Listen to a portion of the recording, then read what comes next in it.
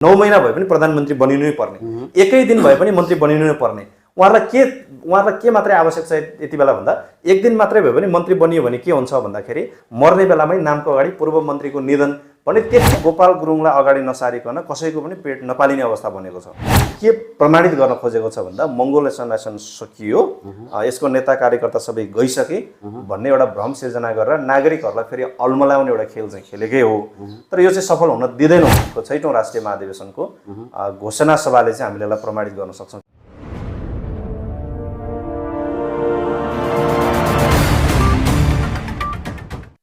सम्पूर्ण दर्शक महानुभावहरुमा नमस्कार, म अर्जुन लिम्बू। दर्शक महानुभावहरु, नेपालमा भइरहेको समसामयिक राजनीतिक गतिविधि र विशेष गरेर मङ्गोल नेसनल अर्गनाइजेसनको विभिन्न गतिविधिको विषयमा कुराकानी गर्नको निम्ति आज हामीसँग हुनुहुन्छ मङ्गोल नेसनल अर्गनाइजेसनको 6औं राष्ट्रिय महाधिवेशन मूल आयोजक सभाका सचिव रिन्चेन तामाङज्यू। उहाँसँग हामी सांगठनिक मङ्गोल नेसनल अर्गनाइजेसनको 6औं राष्ट्रिय महाधिवेशनको तयारी साथसाथै नेपालमा भइरहेको समसामयिक राजनैतिक विषयमा कुराकानी गर्नेछौँ। कुराकानी सुरु गर्नुभन्दा अगाडि आउनुहोस् उहाँलाई आजको हाम्रो यस कार्यक्रममा स्वागत गरौँ।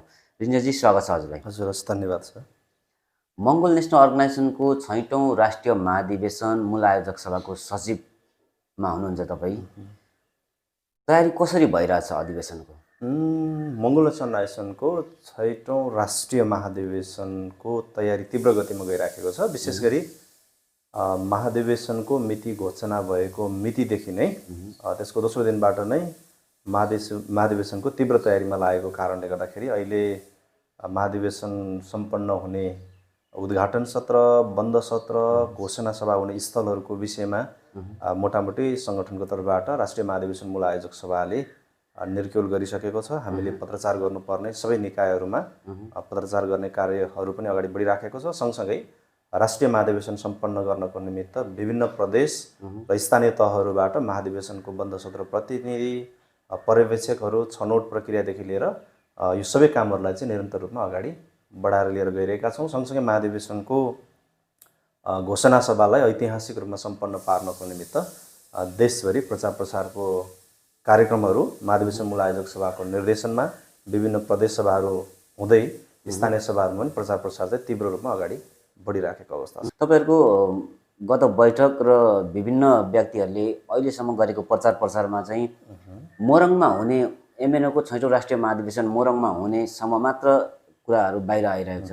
मोरङको कुन स्थानमा अधिवेशन हुँदैछ भन्ने कुराहरू क्लियर भइसकेको छ? यो स्पष्ट भइसकेको छ। महाधिवेशनको हाम्रो उद्घाटन सत्र र बन्द सत्र मोरङको बेलबारीमा र सङ्गठनको ऐतिहासिक घोषणा सभा चाहिँ मोरङ जिल्लाको लेटाङ नगरपालिका स्थित त्यहाँनिर एउटा प्याप्सन खेल मैदान छ, त्यहाँनिर हामीले गर्ने निधो गरिसकेको अवस्था छ। जस्तो अब तपाईँहरू यतिखेर चाहिँ देशव्यापी एउटा दौडमा हुनुहुन्छ, दौडधुप गरिरहनु भएको छ। अब पछिल्लो समयमा चाहिँ कोशी प्रान्तको विभिन्न जिल्लाहरूमा भ्रमण गर्नु भइरहेछ। त्यो जिल्लाको अवस्थाहरू चाहिँ कस्तो छ तपाईँको अध्ययन? हाम्रो यो भ्रमणले चाहिँ निकै सकारात्मक सन्देश चाहिँ हामीले प्राप्त गर्न सक्यौँ ती जिल्लाहरूको भ्रमणको सिलसिलामा। विशेष गरी महाधिवेशनको मिति घोषणा भएर महाधिवेशन मूल आयोजक सभा गठन भइसकेर मूल आयोजक सभा मातहतबाट राष्ट्रिय महाधिवेशन सम्पन्न गर्ने गरेर एउटा अधिकार प्रत्यायोजित भएर त्यो अधिकार प्राप्त भइसके पछाडि हामीले यो महाधिवेशनलाई ऐतिहासिक रूपमा सम्पन्न पार्नको निमित्त देशभरि रहेको सबै जिल्लाहरू भ्रमण गरेर जिल्लाभित्र नै हामी पुगेर कार्यकर्ताहरूको अवस्था कस्तो छ, त्यो जिल्लाहरूमा रहेको स्थानीय तहको जनताहरूको आवाज के हो, जनताहरूको आवश्यकता के हो, त्यो सबै कुरालाई नजिकबाट हामी आफैले निहालेर रिपोर्टको रूपमा ल्याएर महाधिवेशनको बन्द सत्रमा विविध विषयहरूमाथि छलफल गर्दै अगाडि लानुपर्छ भन्ने हिसाबले ती जिल्लाहरूको भ्रमण भएको थियो। र हामी अहिले कोशी प्रदेश मातहतको विशेष गरी अलिकति हिमाली पहाडी जिल्लाहरू झन्डै 7-8वटा जिल्लाहरूको भ्रमण सकेर आइपुग्यौँ। यो भ्रमणमा निस्किँदै गर्ने क्रममा हामी जुन हिसाबले सोचेर निस्केका थियौँ भ्रमणको नतिजा त्योभन्दा पनि अझै विशेष रूपमा देशको नागरिकहरूको हृदयभित्र अब नेपालको सबै राजनैतिक दलहरूको विकल्पको रूपमा उभिएको सङ्गठन केवल मङ्गोल नेसनल अर्गनाइजेसन रहेछ, अब यसमा हामी पनि आबद्ध हुनको निमित्त तयार भयौँ भन्ने कुराहरू एउटा खालको सन्देशको रूपमा नि प्राप्त गर्न सफल भयौँ। र अहिलेसम्म मोटामोटी हामीले कोशी प्रदेशभित्रको जतिवटा जिल्लाहरू भ्रमण गऱ्यौँ, हामीले भ्रमण गरेको जिल्लाहरूको त्यहाँको विशेष गरी सङ्गठनको कार्यकर्ता र स्थानीय तहको नागरिकहरूसँग जतिसँग हामीले भेटघाट गरेर नजिकबाट संवाद गर्न सक्यौँ, उहाँहरूसँग भलाकुसारी गर्दा निकै हामीले एउटा खालको सकारात्मक सन्देश पायौँ कि मान्छेहरूको हृदयभित्र यति बेला देशको हरेक समस्याहरूको निराकरण गर्ने समाधानको एउटै बाटो भनेको केवल राजनीति नै रहेछ। त्यो राजनीतिमा हामी नेपालको बहुसङ्ख्यक नागरिकहरूको पहुँच नभएको कारणले गर्दाखेरि हामीले दुःख पाउनुपर्ने रहेछ।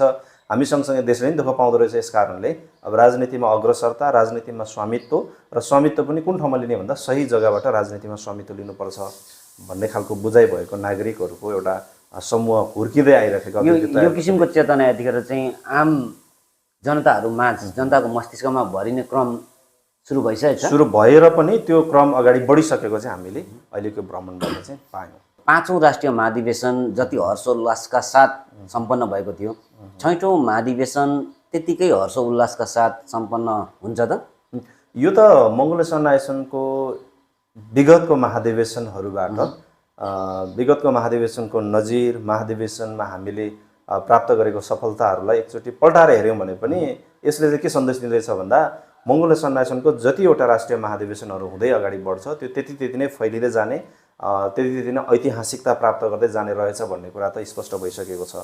सङ्गठनको पहिलो दोस्रो सङ्गठनको एकजना होनहार व्यक्तिले चाहिँ सङ्गठनबाट कारबाही परेको कुराहरू छ, यसले सङ्गठनलाई असर गर्छ कि गर्दैन? त्यो त जो व्यक्ति कारबाही पर्नुभयो, जुन क्षेत्रबाट कारबाही पर्नुभयो त्यो क्षेत्रको साङ्गठनिक अहिलेको हाम्रो अवस्था हेर्दाखेरि पनि त्यति ठुलो क्षति भएको छैन। यो चाहिँ व्यक्तिगत रूपमा सीमित व्यक्तिहरू सामाजिक सञ्जालभित्रबाट अहिले एउटा खालको चाहिँ, किनकि देश र संसार भनेको त अहिले त सोसल मिडियाको हातमा त्यो कब्जामा पुगिसकेको अवस्था छ। सामाजिक सञ्जालमा जे देखियो त्यही नै अन्तिम सत्य हो जस्तो बनिसकेको अवस्था छ। तर नेपालको स्थलगत भ्रमण गर्ने क्रममा हामी त्यस्तो पाउन सकेका छैनौँ।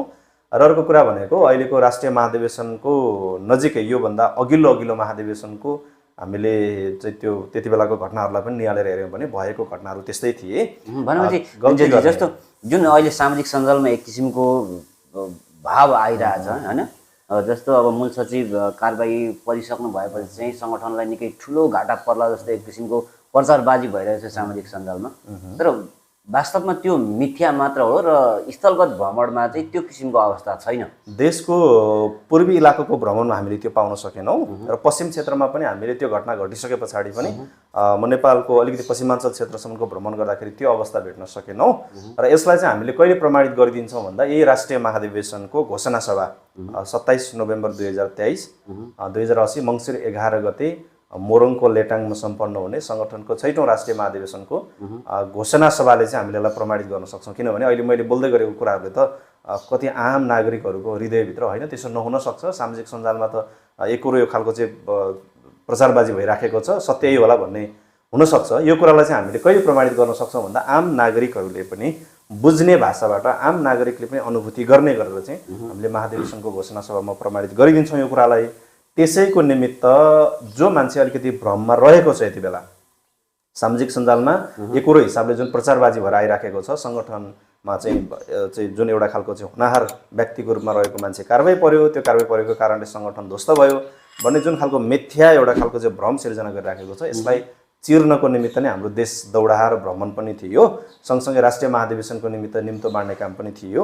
यस कारणले गर्दाखेरि चाहिँ जुन रूपले अहिले सामाजिक सञ्जालमा प्रचारबाजी भएर सङ्गठन ध्वस्त भयो सक्यो, यो चाहिँ मङ्गोलियन नाइसनलाई नरुचाउने मान्छेहरूले, देशमा लोकतन्त्र, धर्मनिरपेक्ष र प्रान्तीयताको विपरीत लाग्ने मान्छेहरूले अथवा त्यसको एउटा चाहिँ तत्त्वहरूले अथवा त्यसको एउटा झुन्डहरूले चाहिँ के प्रमाणित गर्न खोजेको छ भन्दा मङ्गोलियन नाइसन सकियो, यसको नेता कार्यकर्ता सबै गइसके भन्ने एउटा भ्रम सिर्जना गरेर नागरिकहरूलाई फेरि अल्मलाउने एउटा खेल चाहिँ खेलेकै हो।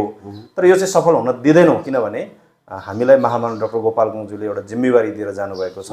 उहाँको जीवन समर्पणले स्थापित भएको राजनैतिक सङ्गठन मङ्गोलियन नाइसन, उहाँको दर्शन मङ्गोलवाद दर्शन र नेपालमा स्थापित भएको अहिले लोकतन्त्र, धर्मनिरपेक्ष र प्रान्तीयता, यति कुराहरू जोगियो भने मात्रै नेपालको बहुसङ्ख्यक नागरिकहरूको हित हुन्छ। यस कारणले गर्दाखेरि यसमा चाहिँ सम्झौता गर्न हुँदैन है, यसमा चाहिँ जस्तो सुकै परिस्थिति आयो भने पनि घुँडा धसेर लाग्नुपर्छ है भनेर छोडिदिनु भएको कारणले गर्दाखेरि हामी त्यो जुन एउटा प्रचारबाजी भइराखेको छ त्यो प्रचारबाजी चाहिँ मिथ्या हो भन्ने कुरा प्रमाणित गर्नको निमित्त हामी देश दौडामा छौँ। र यो कुरालाई चाहिँ हामीले यो मङ्सिर 11 गतेको खुल्ला घोषणा सभा मोरङको लेटाङबाट चाहिँ हामीलाई प्रमाणित गरेर जानेछौँ। मङ्सिर 11 पछि चाहिँ यो सब कुराहरू एकदम क्लियर भएर जानेछ। यो त मोटामोटी छुटिन्छ नि त्यसपछि। अहिले चाहिँ अब जस्तै अब बाटोमा दुविधा के देखा परिराखेको छ भन्दा हाम्रो सङ्गठनको 5औं राष्ट्रिय महाधिवेशनको बन्द सत्रमा त्यो गहन छलफलमा सहभागी हुने क्रममा हामी पनि थियौँ र जो व्यक्ति अहिले कारबाहीबाट जानुभएको छ उहाँहरू हामी सँगै थियौँ। त्यति बेला चाहिँ हाम्रो एउटै खालको बाटो थियो, एउटै गन्तव्य थियो, एकै ठाउँमा पुग्नुपर्छ भनेर कुदिराखेका थियौँ। अहिलेसम्म उहाँहरू पनि त्यही गन्तव्य पछ्याउन खोजिराख्नु भएको छ, हामी पनि त्यही गन्तव्य पछ्याएर हिँडिराखेका थियौँ। तर नितान्त रूपमा 6औं राष्ट्रिय महाधिवेशनको बन्द सत्रबाट चाहिँ अब हामीले नयाँ रणनीति कूटनीतिक कदमहरू चालेर अगाडि बढ्ने भएको कारणले गर्दाखेरि हामी आफ्नो बाटोतिर लाग्छौँ, हाम्रो आफ्नै गन्तव्य हुन्छ, उहाँहरू त्यहीँबाट अलमलिन हुन्छ। त्यस पछाडि यो कुरा त स्पष्ट रूपमा क्लियर भएर जनताको बिचमा गइ नै हाल्छ।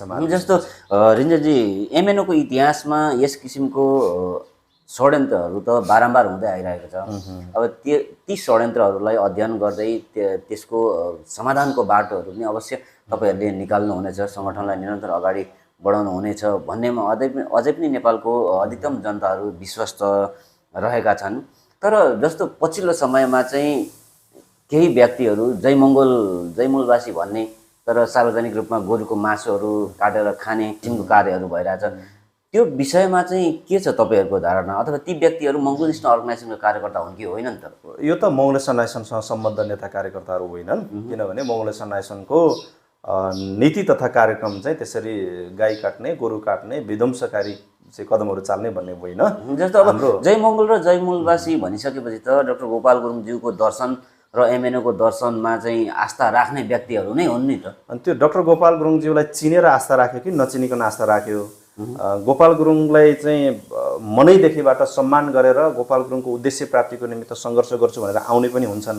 अहिलेको समय कस्तो भएको छ भने नेपालमा गोपाल गुरुङलाई अगाडि नसारिकन कसैको पनि पेट नपालिने अवस्था बनेको छ।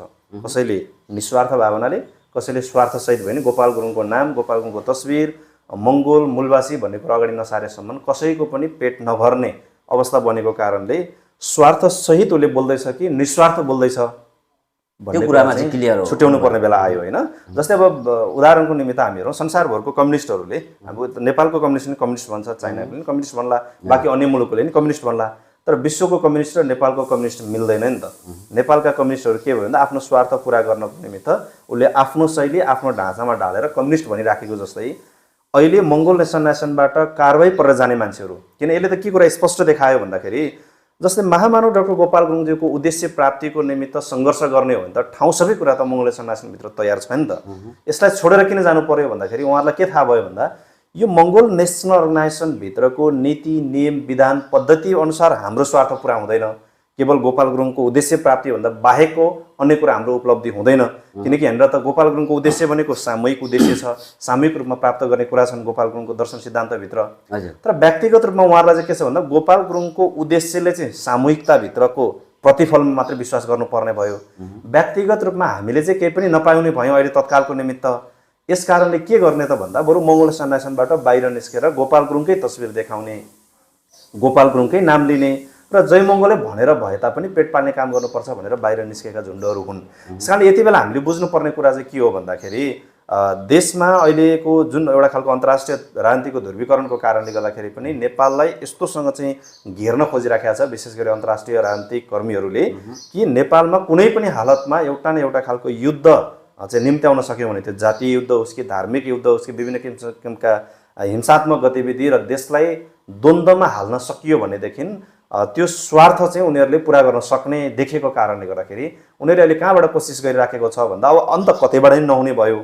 अब जसै गरी भए पनि गोपाल गुरुङको तस्बिर अगाडि सार्ने, गोपाल गुरुङको नाम लिने र मङ्गोल शब्द उच्चारण गर्ने व्यक्तिहरूबाट नै देशलाई चाहिँ द्वन्द्वमा धकेल्नुपर्छ भन्ने हिसाबले अहिले षड्यन्त्रपूर्ण ढङ्गबाट देशका शासकहरूले त्यो तत्त्वहरू चाहिँ सक्रिय भएको कारणले गर्दाखेरि चाहिँ अहिले मङ्गोल नेसनल अर्गनाइजेसनको कार्यकर्ता हुँदै नभएको मान्छेले पनि अहिले चाहिँ गाई काट्ने, गोरु काट्ने सामूहिकता चाहिँ जुन एउटा खालको विखण्डन निम्त्याउने ग्रुपहरूमा सामेल भएर जय मङ्गल जय मूलवासी भनेर त्यो खालको बडखालोमा जाग्ने काम भइराखेको छ। यस कारणले गर्दाखेरि जस्तो रिजन सर तपाईँ बोल्दै गर्नु हुँदाखेरि पनि जस्तो गाई गोरु काटेर खानुपर्छ, खानेले खानु पाउनुपर्छ, पूजा गर्नेले पुज्न पाउनुपर्छ भन्ने त मङ्गोल नेसनल अर्गनाइजेसनको घोषणा पत्रमा छ नि त। यो त हाम्रो मेसेज हो।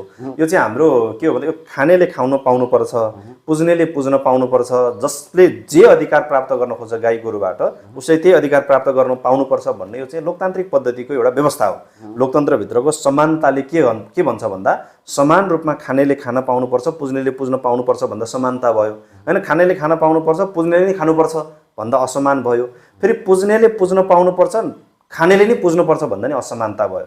हाम्रो दृष्टिकोण चाहिँ के हो भन्दाखेरि यो खानेलाई खान दिनुपर्छ, पुज्नेले पुज्न पाउनुपर्छ भन्ने चाहिँ हो।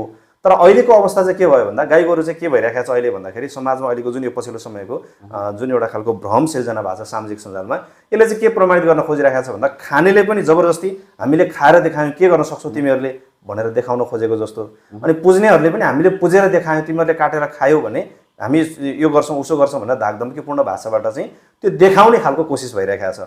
हाम्रो चाहिँ धारणा के हो भन्दाखेरि यो खानेले पनि निर्वाध रूपमा सामान्य परिवेशमा खान पाओस्, पुज्नेले पनि सामान्य परिवेशमा पुज्न पाओस् भन्ने हो। तर अहिलेको अवस्था चाहिँ के बनायो भन्दा अलिकति अस्वाभाविक परिस्थिति सिर्जना गर्न खोजिराखेको छ। यो चाहिँ हाम्रो नीति कार्यक्रम होइन भन्ने कुरा चाहिँ हामीले स्पष्ट पार्न खोजेको। यस किसिमको कार्यक्रमहरूमा मङ्गोल नेसनल अर्गनाइजेसनले अहिलेसम्म बोलेको पनि छैन, बोल्दैन पनि भनेर तपाईँहरूले धेरै कार्यक्रममा क्लियर गरिसक्नु भएको छ।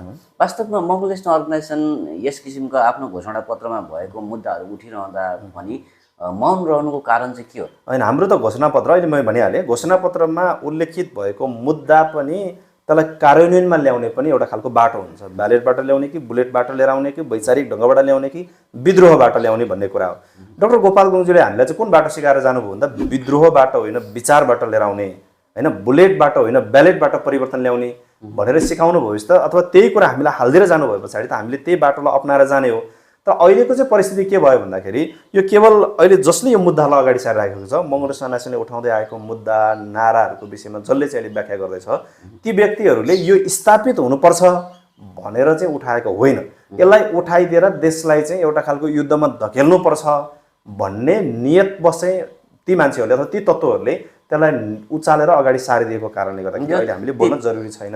ती व्यक्तिहरू जय मङ्गोल जय मूलवासी भनिरहेका छन्, झट्ट हेर्दाखेरि मङ्गोल नस्लका मङ्गोल फेसकै व्यक्तिहरू छन्। ती व्यक्तिहरूले पनि देशमा चाहिँ एक किसिमको युद्ध गराउन विभिन्न किसिमको षड्यन्त्रमा सामेल भएका हुन् त ती व्यक्तिहरू। ती व्यक्तिहरूको तहसम्म त त्यो कुरा बुझ्न धेरै समय लाग्छ। हेर्नुहोस्, यो कुन गिरोहले कसरी सञ्चालन गरिराखेको छ भन्ने कुरा नेपालको आम नागरिकहरूलाई अझै पनि हामीलाई कुन बाटोमा देशका शासकहरूले लाँदैछन्, यो घटनालाई किन उचाल्दैछ भन्ने कुरा देशका चाहिँ आम नागरिकहरूको तहमा बुझ्ने परिवेश भए पछाडि त यो खालको षड्यन्त्रहरू त सदाको लागि ध्वस्त भएर जान्छन् नि। यो षड्यन्त्र कहाँनिर टिक्छ भन्दा जुन देशको नागरिकहरू अलिकति चाहिँ अचेतन अवस्थामा छ, शिक्षाको हिसाबले पढाइ लेखाइ होला तर राजनीतिक चेतना शून्य भएको समाजमा यो कुराहरू चाहिँ बिकेर आउँछ। हेर्नुहोस्, तर नेपालको हकमा नि के भइदियो भन्दा नेपालको नागरिकहरूको तहमा अहिलेसम्म राजनीतिक चेतना शून्य छ होइन, वास्तविक राजनीतिक चेतना अझै पनि आइसकेको छैन। उही मालिकको अरनखटनमा काम गर्ने खालको एउटा राजनीतिक चेतनाहरूको विकास भएर गएको छ। त्यस्तो परिवेशमा चाहिँ उनीहरूले उछाल्दाखेरि उछालिने भएको कारणले गर्दाखेरि जो अहिले अघि तपाईँले राख्नुभएको प्रसङ्ग जुन छ यो चाहिँ गाई गोरु काण्डमा चाहिँ अगाडि सामेल भएर अगाडि कुदिराख्ने आम नागरिकको तहमा त यो कुरा थाहा नै छैन। उहाँलाई के भुटिदिएको छ भन्दा मस्तिष्कमा चाहिँ एउटा सांस्कृतिक आन्दोलन हो, सांस्कृतिक क्रान्ति हो। हाम्रो पिता पुर्खाले खाएर आएको कुरा हामीले प्राप्त गर्न चाहिँ किन नहुने, यसरी गर्नुपर्छ भने चाहिँ उचालेर हिजोको चाहिँ भारतको विभिन्न किसिमका राजनीतिक घटना परिघटनाहरू जसै गरेर नेपालमा नि उचाल्ने काम भइरहेको छ। यसैको निमित्त यसको ड्युटी चाहिँ अब मङ्गोल नेसनल अर्गनाइजेसनले गर्छ। हामीलाई चाहिँ एउटा खालको दलदले भाषमा हाल्नको निमित्त षड्यन्त्र गरिराखेको छ। मैले धेरै ठाउँमा बोल्दै पनि आइराखेको छु कि महामानव डाक्टर गोपाल गुरुङज्यूले उहाँको जीवनकालमै उहाँको अभिव्यक्तिहरूमा उहाँले दिनुभएको विभिन्न किसिमको भाषण मन्तव्य र उहाँले लेखिदिनु भएको दस्तावेजमा नै के भनेर जानुभएको छ भन्दा नेपालमा चाहिँ एउटा यस्तो खालको शक्ति छ जुन शक्ति चाहिँ नेपालमा अगाडि बढ्यो भने संसारमा यो शक्तिलाई रोक्न सक्ने अर्को कुनै शक्ति हुँदैन। त्यो शक्ति भनेको मङ्गोल शक्ति हो होइन। यो चाहिँ अहिले मन्द मन्द चाहिँ एउटा खालको छालको रूपमा अगाडि बढिराखेको छ। यो शक्ति पैदा भएर अगाडि बढ्यो भने रोक्न सक्दैन भनेर जुन कुरा गोपाल गुरुङले लेखिदिनु भएको थियो त्यो कुरा चाहिँ अब बिस्तारै बिस्तारै आउँदैछ। देशको समग्र नागरिकहरूको चेतनामा चाहिँ के कुरा आउन थाल्यो त भन्दाखेरि नेपालको राजनीति र नेपालभित्रको हामी मूलवासी मङ्गोलहरूले प्राप्त गर्नुपर्ने हक अधिकार अस्तित्व र हाम्रो हैसियत के रहेछ भनेर बुझेर अगाडि बढ्न थालेको कारणले गर्दाखेरि यो शक्तिलाई शक्ति बन्न नदिनको निमित्त के गर्ने त भन्दा उनीहरूको नियोजित स्वार्थपूर्ण उनीहरूले बनाएको जुन एउटा खालको नीति छ त्यही अनुसारले देशको चाहिँ नागरिकहरूलाई एउटा खाडलमा हालिदिने उनीहरूको षड्यन्त्र अगाडि बढिराखेको अवस्था छ। यस कारणले गर्दाखेरि अघि तपाईँले राख्नुभएको जुन प्रसङ्ग थियो त्यो प्रसङ्ग अनुसार त्यसको पछाडि कुद्ने सबै नागरिक तहको मान्छेले यो कुरा बुझ्न सकेको छैन। हेर्नुहोस्, होइन, नेपालकै राजनीतिक कर्मी हुँ भनेर विभिन्न राजनीतिक दलको पछाडि लागेर हिँड्ने मङ्गोल अनुहारकै मान्छेहरूले पनि यी कुराहरू बुझ्न सकेको छैन। इतिहास हामीले फर्केर हेऱ्यौँ भनेदेखि इतिहासमा मङ्गोल नस्लको मङ्गोल अनुहारको विभिन्न राजनैतिक दलमा चाहिँ काम गर्न बाध्य बनेका बाध्य भएका मान्छेहरूको इतिहासलाई पल्टाएर हेऱ्यौँ भने पनि उनीहरूले पनि त्यो कुरा बुझ्न सकेनन्। आजको परिवेशन उनीहरूले बुझ्न सकेको छैन। नागरिक तह भनेको मङ्गोल समुदायको चाहिँ मान्छेको नागरिक तहमा त झन् यो कुरा बुझ्न सक्ने अवस्था बनेकै छैन। यस कारणले गर्दाखेरि चाहिँ यो चाहिँ कसले खेलाएको छ भन्दा यो चाहिँ स्क्रिप्ट निर्माण गर्ने मान्छे, यसको नीति तयार गर्ने मान्छेलाई चाहिँ राम्रोसँग थाहा छ। हेर्नुहोस्, स्क्रिप्ट तयार गर्ने भनेर भन्नुभयो तपाईँले, यो स्क्रिप्ट तयार गर्ने व्यक्तिहरू चाहिँ नेपालभित्रकै छन् अथवा ग्लोबल पोलिटिक्सबाट चाहिँ यो भइरहेको छ? यसको निमित्त त हेर्नुहोस्, ग्लोबल पोलिटिक्समा आइराखेको परिवर्तनको दिशाहरू र नेपाललाई अहिले उनीहरूले चाहिँ जुन एउटा खालको चाहिँ खेलौनाको रूपमा खेल्न खोजिराखेको छ, यसो हेर्दाखेरि यो विश्व राजनीतिक चाहिँ घटना परिघटनामा अथवा विश्व राजनीतिको ध्रुवीकरणबाट आउँदै गरेको त्यहाँबाट पनि छ। नेपालका मान्छेले त यो खालको बनाउनै सक्दैन। नेपालको अहिलेको जो शासक वर्गको रूपमा बसेका छन् उनीहरू त आफ्नो मस्तिष्कले देश चलाएको अवस्थै छैन। उनीहरूको मस्तिष्कले देश पनि चलाउन सक्दैनन्। अहिले देशमा भएको घटना परिघटना रोकिदिने पनि चाहिँ बाहिरकै मान्छेहरूको पोलिसीले रोक्नुपर्छ। यो घटना अगाडि बढाउन नि बाहिरकै मान्छेको पोलिसीले अगाडि बढाउनु परिराखेको छ। अब मङ्गोलेसन नेसनलाई टार्गेट गर्नुको मूल कारण पनि यही हो, किनभने मङ्गोलेसन नेसन आफ्नै तिग्राममा उभिएर, आफ्नै मस्तिष्कमा उभिएर, आफ्नै विचारले, आफ्नै सिद्धान्तले, आफ्नै उद्देश्यले अगाडि बढ्ने, कसैको चाहिँ भुलभुलैमा नलागेर अगाडि बढ्ने भएको कारणले गर्दाखेरि पनि षड्यन्त्र त्यहीँनिर भइराखेको छ। मङ्गोलेसन नेसन टार्गेट पनि त्यहीँनिर भइराखेको छ। यो पोलिसी चाहिँ विशेष गरी अहिलेको पछिल्लो समयको जुन एउटा विश्व राजनीतिमा आइराखेको ध्रुवीकरण, विशेष गरी अब मङ्गोलहरू शक्तिशाली बनेर जाने कि फेरि पनि गोरा आर्यहरू नै शक्तिशाली बनेर जाने भन्ने जुन एउटा टसल्स अहिले चाहिँ ग्लोबल पोलिटिक्समा भएको छ, त्यही तहबाट नै नेपाललाई चाहिँ यति बेला कुनै पनि हिसाबले चाहिँ एउटा खालको जातीय दङ्गामा हुन्छ कि धार्मिक युद्धमा हुनुहुन्छ कि हिंसात्मक गतिविधिमा अगाडि बढाएर भए पनि नेपालभित्र चाहिँ घुसपेट गरेर उनीहरूको चाहिँ व्यक्तिगत अथवा उनीहरूको चाहिँ एउटा खालको स्वार्थ पुरा गर्ने उद्देश्यले अगाडि बढिराखेको कारणले गर्दाखेरि हामीले अब चाहिँ के बुझ्नुपर्छ भन्दाखेरि नेपालमा भएको घटना परिघटना रोक्नको निमित्त पनि अन्तर्राष्ट्रिय जगतकै हात हुनुपर्दो रहेछ। होइन, अस्ति भर्खरकै मात्रै चाहिँ देशमा चलेको जुन एउटा खालको चाहिँ अघि हामी बहस गऱ्यौँ चाहिँ विभिन्न किसिमका काण्डहरूलाई, त्यो काण्ड मचाउनको निमित्त पनि विदेशी तत्त्वहरूको एउटा खालको पोलिसी निर्माण गर्ने, नीति निर्माण तहमा घुसेर चाहिँ सहयोग गर्ने काम भएको देख्यौँ। त्यसलाई रोक्नको निमित्त पनि उतैबाट नै अथवा चाहिँ बाहिरबाट नै आएर रोकिदिनु पर्ने स्थिति देखा परेपछि हामीले स्पष्ट रूपमा यति बेला के बुझ्न सक्छौँ भने नेपालको अहिलेको शासक वर्गको रूपमा देशमा बसेका चाहिँ जो शासकहरू छ उनीहरूको मस्तिष्कले देश चलेको छैन। यो चाहिँ कोही मान्छेले बनाइदिएर तपाईँले यसो गर्नुहोस् भनेर अराएको भरमा देशको काम भइराखेको देखिन्छ। यस कारणले गर्दाखेरि देशको स्वाभिमान जोगाएर अगाडि बढ्ने केवल एक्लो राजनैतिक दल नै मङ्गोलेसन नेसन भएको कारणले हामीमाथि टार्गेट पनि भएको छ। र अघि पनि मैले भनिहालेँ कि यो जुन अहिले पछिल्लो समय देशमा घटेको घटना परिघटनाहरू निम्त्याउने तत्त्व चाहिँ यति बेला त्यो खालको पोलिसी निर्माण गरेर नेपालको समग्र नागरिकहरूको हित नचाहने मान्छेहरूले त्यसलाई तयारी गरेर त्यो कार्यान्वयन गर्नको निमित्त, त्यसलाई चाहिँ स्थानीय तहसम्म पुर्याएर हाम्रो मान्छेलाई भ्रम सिर्जना गर्नको निमित्त मात्रै नेपालको शासकहरूको ड्युटी भइराखेको जस्तो चाहिँ हामीले अहिले अनुभूति गरिराखेको अवस्था छ। भनेपछि समग्रमा नेपालको सरकार नै एउटा विदेशी शक्तिबाट परिचालित छ अथवा सञ्चालित छ भन्नु खोज्नु भएको तपाईँले? होइन, हेर्दाखेरि त त्यस्तै देखियो नि भनेर अहिले मोटामोटी हामीले अहिले देशको सबै परिस्थिति हेर्दाखेरि यता जनताले दुःख पाइराखेको हुन्छ, चाहिँ जनताहरू भोकमरीमा चाहिँ मरिराखेको अवस्था छ। तर देशका शासकहरू कोही कहाँ पुगिराखेको हुन्छ, कोही कहाँ पुगिराखेको हुन्छ। एउटा देशको नेपालको अहिलेको चाहिँ उच्च पदस्थ चाहिँ ठाउँमा आसीन भएर काम गरिरहेको नेपालको राजनीतिक कर्मी एउटा देशमा भ्रमण गरेर आइसके पछाडि उसले नेपालमा ल्याउने उसको रणनीति नै चेन्ज भएर आउँछ, परिवर्तन भएर आउँछ। तर अब हामीले चाहिँ के हेर्नु पर्यो यति बेला भन्दाखेरि त्यो मान्छेको कुन देशको भ्रमणमा अथवा कुन शक्तिसँग भेटघाट भएर आउँदाखेरि उसले कुन चाहिँ बोली फेरिराखेको छ, कुन नीति ल्याउन खोजिराखेको छ, नेपालको समग्र नागरिकको हितमा छ कि नागरिकको हित विपरीत छ भन्ने कुरा चाहिँ छुट्याउनु पर्ने बेला भएको जस्तो देखिन्छ। तर मोटामोटी अहिलेको देशको चाहिँ समग्र चाहिँ अहिलेको राजनीतिक कर्मीहरूको ढाँचा, उनीहरूको देश चलाउने शैली चाहिँ नागरिकहरूले दुःख पाइराख्दाखेरि उनीहरूको चाहिँ त्यो हृदयमा नआउने चिन्ता हेर्दाखेरि चाहिँ उनीहरू नेपाल र समग्र नागरिकहरूको हितभन्दा पनि उनीहरू आफू बनिनको निमित्त, आफू हुनको निमित्त आउने पुस्तालाई मात्रै संरक्षित गर्नको निमित्त चाहिँ उनीहरू कुनै पनि कुरामा सम्झौता गर्न पछि परेका छैनन् जस्तो चाहिँ अहिले देखा परिराखेको छ। एमएनओलाई रोक्नको निम्ति विभिन्न किसिमका षड्यन्त्रहरू नेपालको विभिन्न राजनीतिक दल र नेपाल सरकार स्वयंले पनि गरिरहेको जस्तो हामी आभास गर्न पाउँछौँ। अब यसरी नै एमएनओलाई रोक्न विश्वको शक्तिहरू पनि लागेको छ। अदृश्य रूपमा हेर्दाखेरि विश्वका केही शक्तिहरू पनि लागेका छन् भन्ने हो यति बेला। किनभने मङ्गोलेसन नाइसन नेपालमा शक्ति बन्यो भने जसलाई क्षति हुँदैछ ती मुलुक चाहिँ लागेका छन् भन्ने हाम्रो अनुभूति हो। हेर्नुहोस्, फेरि नेपालमा मङ्गोलेसन नाइसन उदाउँदाखेरि जुन देशलाई फाइदा हुन्छ उनीहरूले चाहिँ मङ्गोलेसन नाइसन चाहिँ हेरि पनि राखे पनि हुनसक्छ। यो चाहिँ हामीले अनुभूति गर्ने कुरा हो। तत्काल यसलाई ठोस प्रमाणको रूपमा यो चाहिँ यसरी सञ्चालित भइराखेको छ। मङ्गोलेसन नाइसनलाई यो मुलुकले यसरी चाहिँ रोक्न खोजिराखेको छ भन्ने भन्दा पनि जस्तै नेपालको निमित्त त विभिन्न विश्वका चाहिँ शक्ति राष्ट्रहरूको बिचमा त शक्ति राष्ट्रहरूले त हेरिराखेको छ नि त नेपालमा।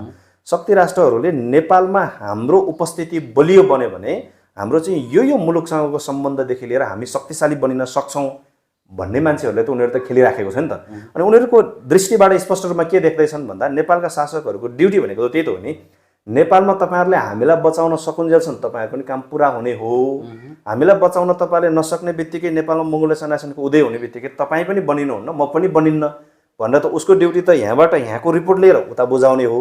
अनि उसले यताबाट प्राप्त गरेको रिपोर्ट अथवा नेपालको अहिलेको समग्र भूगोलमा सक्रिय भएको राजनीति विशेष गरी नेपालको जियो पोलिटिक्समा यति बेला एक्टिभ रहेको पोलिटिकल पार्टीहरू, पोलिटिकल अर्गनाइजेसनहरू, ती पोलिटिकल पार्टी अथवा पोलिटिकल अर्गनाइजेसनसँग जनताहरूले चाहिँ राखिराखेको रुचि होइन। अहिले जस्तै उदाहरणको निमित्त नेपालमा मङ्गोलेसन नाइसन भन्ने जुन राजनीतिक सङ्गठन छ यो राजनीतिक सङ्गठनमा नेपालको भूगोलमा बसोबास गर्ने नागरिकहरू जुन हिसाबले एउटा खालको एमएनओ प्रति उनीहरूको रुचि र आकर्षण बढेको छ यो कुरा त उनीहरूले रिपोर्टको रूपमा उनीहरूको पोलिसी बनाउने पोलिसी मेकर जसलाई छ उसलाई पुर्याउने हो। यो रिपोर्टिङ गरिसके पछाडि फेरि उताबाट पोलिसी बनाउने मान्छेले यसलाई रोक्नको निमित्त तपाईँहरूले यो ढङ्गबाट चाहिँ लिएर जानुहोस् भनेर त उसलाई त सिकाएर पठाएकै हुन्छ नि होइन र। यस कारणले गर्दाखेरि चाहिँ हामीले यति बेला चाहिँ के चाहिँ देख्छौँ भन्दाखेरि नेपालभित्रको शक्ति र बाहिरको शक्तिहरू पनि अदृश्य रूपमा सक्रिय छन् होला। किन पनि छन् होला भन्दाखेरि उनीहरूलाई थाहा छ कि नेपालको शासकहरूले के कुरा रिपोर्ट गरिदिन्छन् भन्दा मङ्गोल नेसनल अर्गनाइजेसन उदय हुने बित्तिकै तपाईँहरू पनि रोकिनुहुन्छ, हामी पनि रोकिन्छौँ। यस कारणले यसलाई रोक्नको निमित्त यसलाई दबाउनको निमित्त तपाईँले कुनै पनि किसिमको सहयोग गर्नको निमित्त तयार हुनुपर्छ भने पछाडि देखिहाल्नुभयो अस्तिको 79को मङ्सिर 4को निर्वाचन पनि विभिन्न नयाँ राजनीतिक दलहरूको उदय भयो।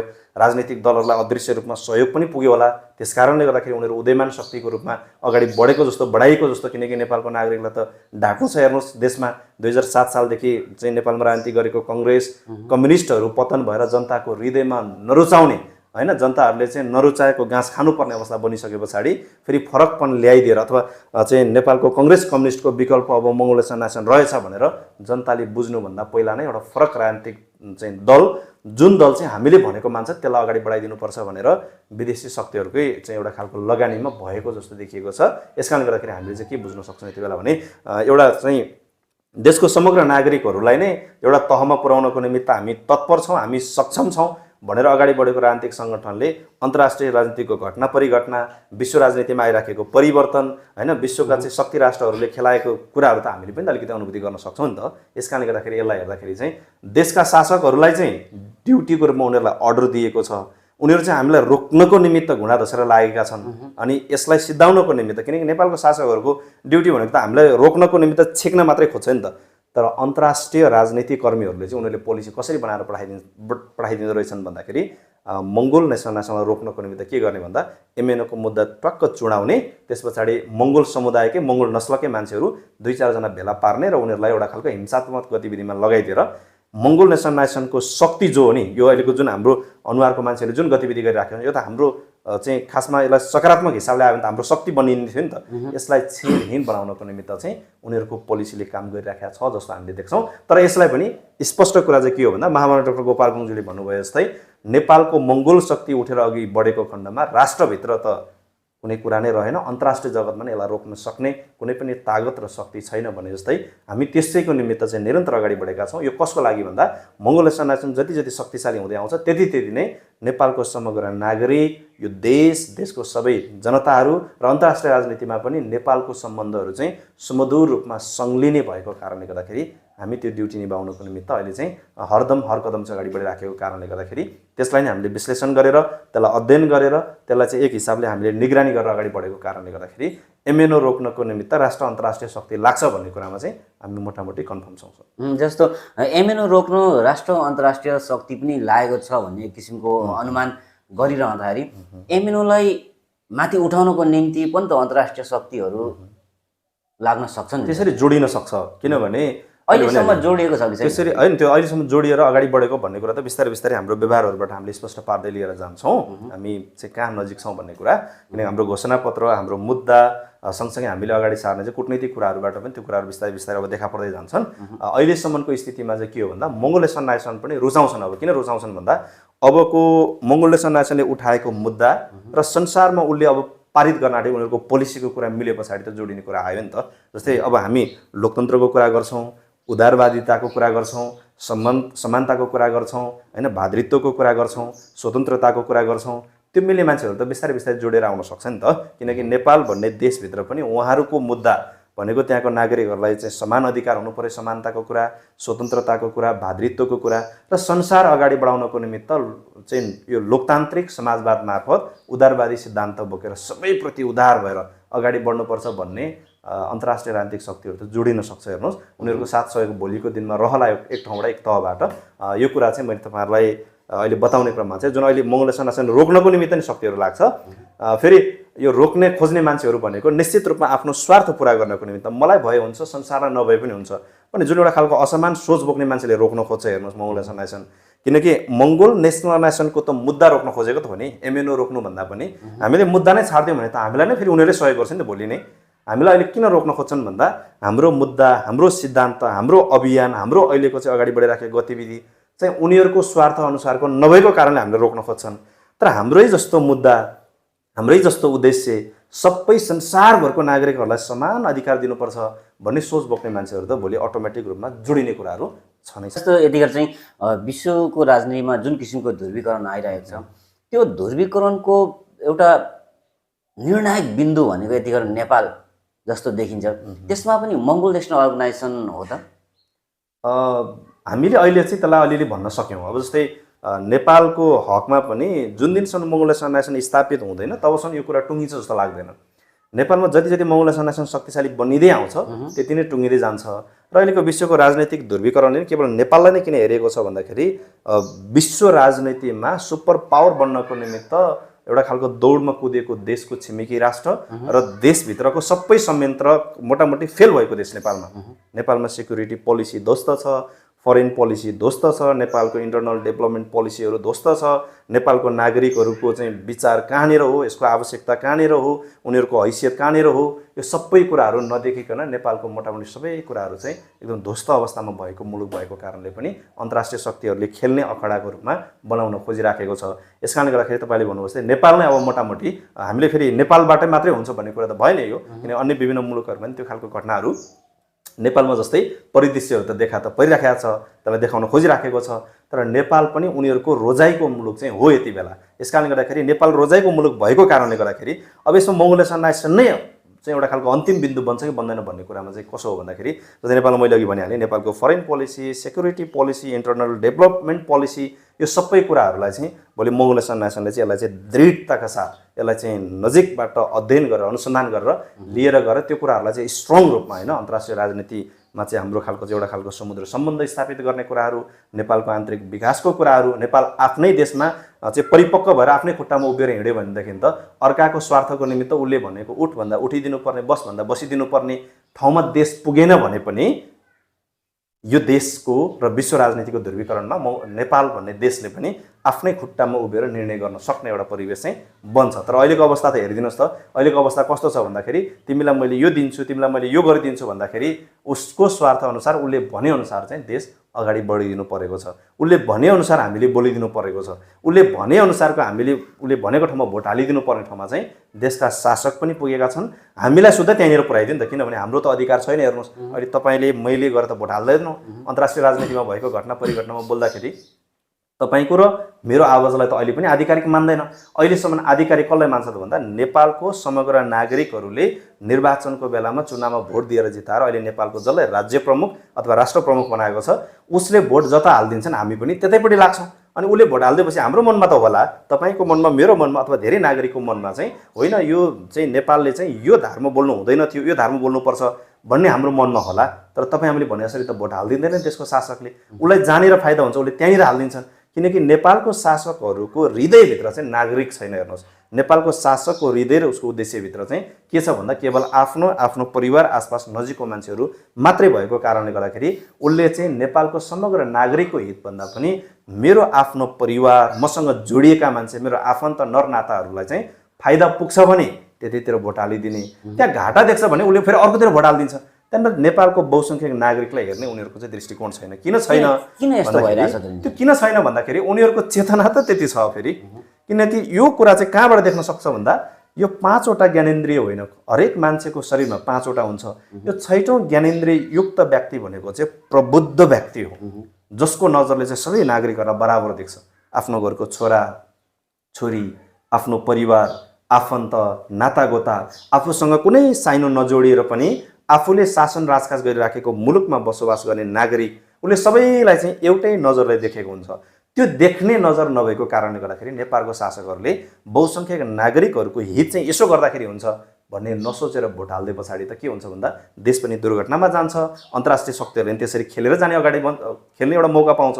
यस कारणले मङ्गोल नेसन नाइसन भोलि सत्तामा पुगेपछि हाम्रो चाहिँ ड्युटी के हुन्छ भन्दा नेपालको सबै नागरिकहरू 80% मूलवासी मङ्गोलहरू, यही देशमा बसोबास गर्न थालिसकेका 20% हिन्दू आर्य ब्राह्मण क्षेत्रीहरूको समेत उनीहरूको नि भाग्य र भविष्य यसो गर्दा चाहिँ ठिक हुन्छ है भन्ने कुरा हेरेर चाहिँ हामीले प्रबुद्ध विचार, किनभने महामानव डाक्टर गोपाल गुरुङज्यू मात्रै हुनुहुन्थ्यो नेपालको राजनीतिक कर्मीहरूको रूपमा प्रबुद्ध विचार बोक्ने व्यक्ति।